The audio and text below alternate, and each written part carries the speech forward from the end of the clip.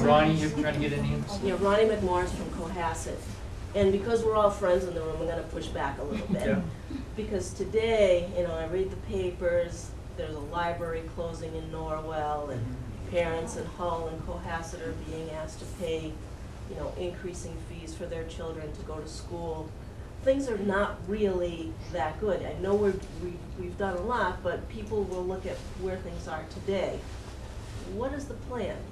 I mean, it's great to talk about what we've done in the past, but people are looking for, where am I gonna work tomorrow? Right. What's happening right now? What are you doing to address the problems?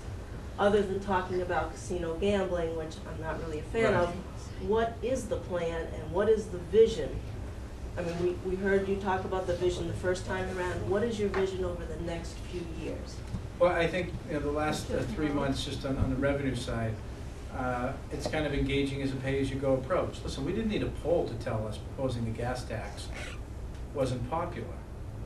But we're going to be honest with people. We're going to deal with the debt that we inherited. If we're going to engage in such things as ordinary maintenance, if we're going to invest strategically in infrastructure that creates jobs and gives cross-pollinates where people can live and work and get an education, that's economic development that helps create jobs. When we invest in the life sciences and biotech, in the worst economic downturns as the Great Depression, it's a sector that's continued to add jobs. As things get better, that will grow exponentially. Clean energy, green jobs.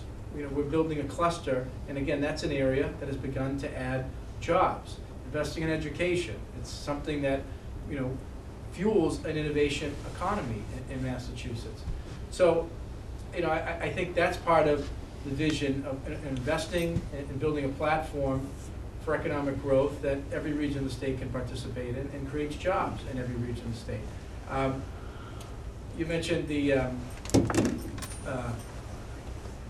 casino piece. I mean, some people want to make that a centerpiece of an economic development agenda. We don't. That may be an element of it, but we see it in life sciences, biotech, clean energy, green jobs, innovation, economy, making sure that we continue to be a leader in advanced manufacturing, the 4th largest employer in the state. So, that's kind of the economic future that we see and are trying to build towards. And I mentioned the gas tax piece. Listen, the compromise was the sales tax, and we don't, wish we didn't have to entertain that.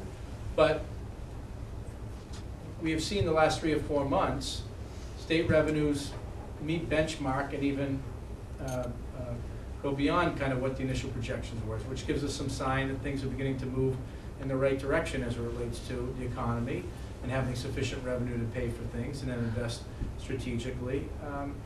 So we think it's moving in the right direction. I think if there's continued progress in that regard, which we hope there will be, we will begin to show people, and the economy's getting better because of some of the decisions that we made, because how we've managed this economic crisis,